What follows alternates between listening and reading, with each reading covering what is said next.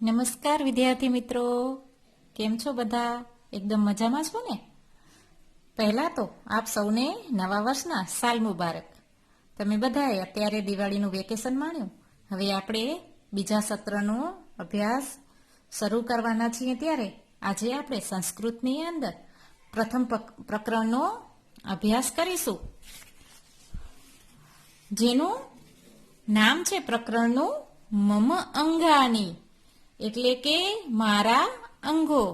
આપણે આપણા અંગોને સારી રીતે ઓળખીએ છીએ. એને શું કહેવાય એ પણ આપણે ગુજરાતી ભાષામાં જાણીએ છીએ. તમને કદાચ બધાને ઇંગ્લિશમાં પણ મમ અંગો એટલે કે માય બોડી એવું ઇંગ્લિશમાં પણ આવડતું હશે, જેમ કે આપણે ગાલને શું કહેવાય, દાંતને શું કહેવાય. તો આજે આપણે આ સંસ્કૃતની અંદર આપણા વિવિધ જે શરીરના અંગો છે એને શું કહેવાય એનો અભ્યાસ આજે કરવાના છીએ. તો સૌ પ્રથમ તમે જોશો કે એક બાળકનું ચિત્ર છે અને વિવિધ એરો બનાવીને આ જે આપણા શરીરના અંગો છે એને સંસ્કૃતમાં શું કહેવાય એ આપણને લખીને જણાયું છે. અને જ્યારે એક્ઝામ હોય છે ત્યારે આના ચિત્રો આપેલા હોય છે અને એના માટેના 4 અલગ અલગ ઓપ્શન હોય છે. એનામાંથી આપણે એને સાચું શોધવાનું હોય છે. તો ચાલો આપણે સૌ પ્રથમ અહીંયા આપણે જે કપાળનો ભાગ છે ને ત્યાંથી આવી રીતના આપણે સમજવાનો પ્રયત્ન કરીએ, અથવા તો આપણે ઘડિયાળના કાંટાની જેમ આપણે અહીંયા વાળથી આપણે ચાલુ કરી શકીએ બંને બાજુથી. તો અહીંથી આપણે અલગ અલગ એના જે અંગો છે એને સંસ્કૃતમાં શું કહેવાય અને આપણે એને ગુજરાતીમાં શું કહી છે એ તમારે સમજવાનું છે. તો પહેલા જ આપણે આ જે એના વાળ છે ને બાળકના એના ઉપર તીર બતાવ્યું છે અને એને આપણે વાંચીશું કેશાહા. સા પાછળ 2 ટપકા છે વિસર્ગના એટલે હા વંચાય. કેશાહા એટલે આપણા વાળ. હવે એના નીચે જે તીર છે એ કાન પાસે છે ને, આપણે એને કાન કહીએ અને ઇંગ્લિશમાં આપણે એને ઇયર્સ કહીએ છીએ. જ્યારે આપણે સંસ્કૃતની અંદર એને કહેવાય કર્ણહ. કર્ણહ એટલે કાન. ત્યારબાદ આ ગરદનનો ભાગ છે ને, તો એને આપણે ગુજરાતીમાં શું કહીએ છીએ? ડોક. અને સંસ્કૃતનો એનો જે શબ્દ છે એ છે ગ્રીવા. ગ્રીવા એટલે ડોક.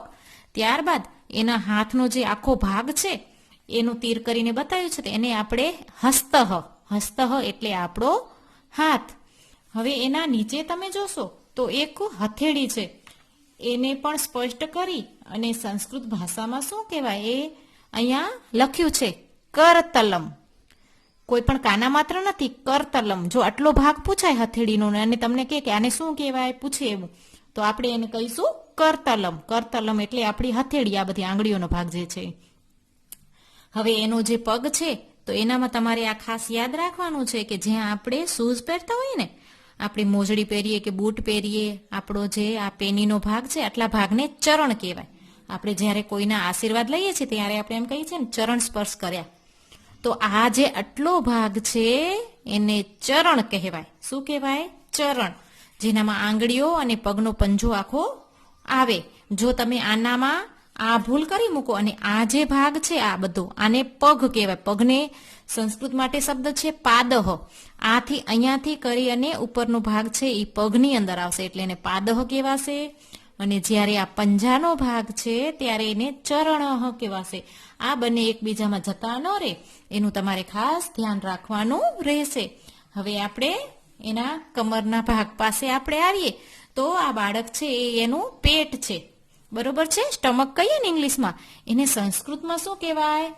તો ઉદરમ. આપણે હાથીવરું જ્યારે પ્રકરણ ભણ્યા ત્યારે ભાંડાકારમ ઉદરમ, ખબર છે તમને? ઘડાના આકાર જેવું એનું પેટ છે હાથીભાઈનું, એવું આપણને કીધું ને. તો ઉદરમ. ઉદરમ એટલે પેટ. હવે પેટથી થોડીક ઉપરનો ભાગ જે આપણે ચેસ્ટ કહેવાય, છાતી કહેવાય, એના માટે સંસ્કૃત શબ્દ છે વૃક્ષઃ. ખાલી વક્ષ, વૃક્ષ નથી, વક્ષઃ એટલે આપણે આ ભાગ જે છે એને સંસ્કૃતમાં કહેવાય વક્ષઃ, ગુજરાતીમાં કહેવાય છાતી અને ઇંગ્લિશમાં કહેવાય ચેસ્ટ. તો હવે આપણે થોડાક આગળ વધીએ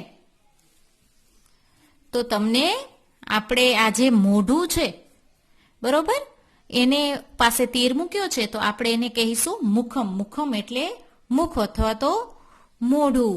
હવે તમને જ્યારે મોઢું ખોલેલું હોય ને તો એનું ચિત્ર કંઈ આવું હશે. જો આ તીર છે એ હોઠ ઉપર જાય છે એટલે એને ઓષ્ટહ કહેવાય.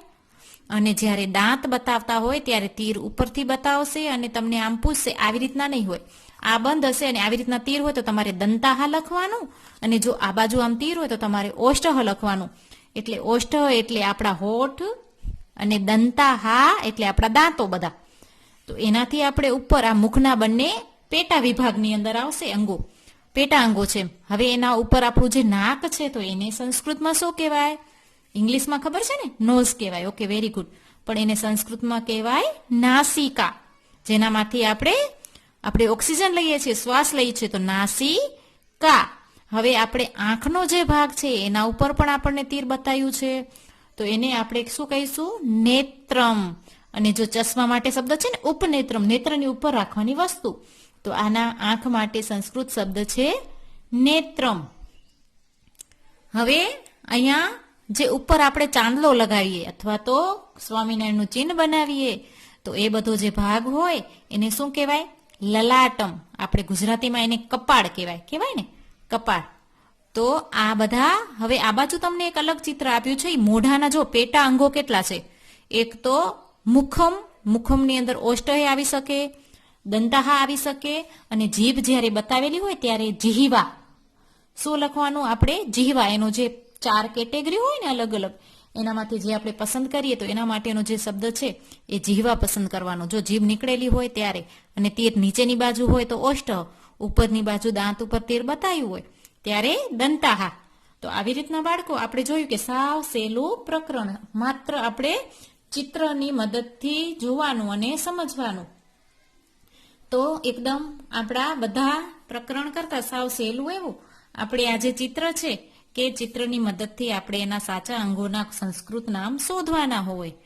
અને આ હવે તમે જાતે 1 થી 2 વખત ચિત્રને જોજો, અને સાથે સાથે એના જે અંગો હોય એને તમારે ધ્યાનથી એને વાંચવાનું કે આને શું કહેવાય, આને શું કહેવાય. તો તમને આ ત્રણેય ભાષાની અંદર આપણા જે બોડીના અંગો હોય એને શું કહેવાય આપણે સ્પષ્ટ રીતે યાદ રાખી શકીએ. તો વિદ્યાર્થી મિત્રો, હવે આપણે પાછળ તમને મજા આવે એવું બધું આપ્યું છે. જુઓ કે આ તમારે જાતે કરવાનું છે. હું તમને થોડી હેલ્પ કરું કે અહીંયા વાળ જ છે, મોઢામાં આંખો બાંખો નથી, એટલે એને શું કહેવાય તો આગળથી આપણે લખી કાઢવાનું. પછી આ છે દાંત બતાયા છે, તો દાંત છે, પછી હોઠ છે, કાન છે, આંખો છે, હાથ છે અને પગ છે. તો આના માટે તમારે આગળથી જોઈને શબ્દો જાતે પૂરા કરજો. ઓકે. અને હવે આપણે જોઈ શકીએ છીએ કે આ બધા જે અંગો છે ને એ આપણા શરીરના મેન 3 વિભાગ છે એનામાં ડિવાઈડ થયેલા હોય છે. પહેલા માથાના ભાગો અથવા તો અંગો, ત્યારબાદ ધડના અંગો, અને ત્યારબાદ હાથ પગના અંગો. હવે તમને ઘણી વખત કેટલાક અંગો કોઈ કાર્યમાં મદદ કરે છે, જ્યારે કેટલાક અંગો હોય ને એ આપણે આરામ કરે.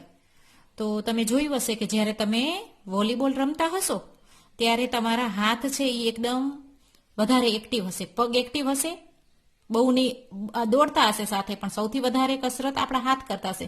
અને જ્યારે તમે કેરમ રમતા હશો ત્યારે તમારા કયા આંગળીઓ અને હાથ જ તમારો એક્ટિવ હશે, બાકી તમે તો મસ્ત ખુરશી ઉપર બેઠેલા હશો ને.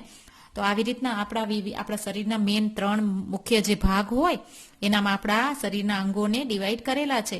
તો જો પેલા મોઢાની અંદર જેટલા અંગો આવતા હોય એ બધા મસ્તકના અંગો કહેવાય, જેમ કે દંતા હોય, ઓષ્ટ હોય, નેત્રમ હોય, મુખમ હોય, નાસિકા હોય, જીહવા હોય. બરોબર છે?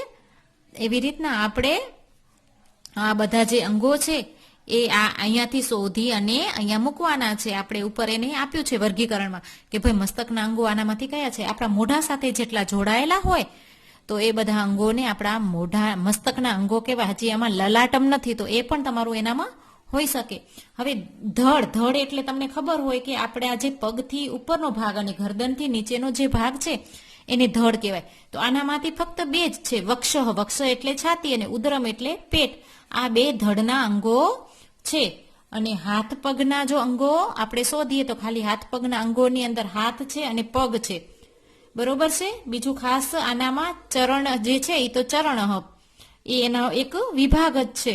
અને કરતલમ અહીંયા આપણને ક્યાં લખ્યું નથી, નહીં તો આપણે કરતલમ એટલે હથેળી પણ એનામાં મૂકી શકીએ. તો વિદ્યાર્થી મિત્રો, આપણું આ પ્રકરણ સાવ નાનું હતું અને હું આશા રાખું છું કે તમને સારી રીતે સમજાઈ ગયું હશે. હવે આપણે ફરી પાછા નવા વિડીયો અને નવા પ્રકરણ સાથે આવતા અઠવાડિયે ભેગા થશું.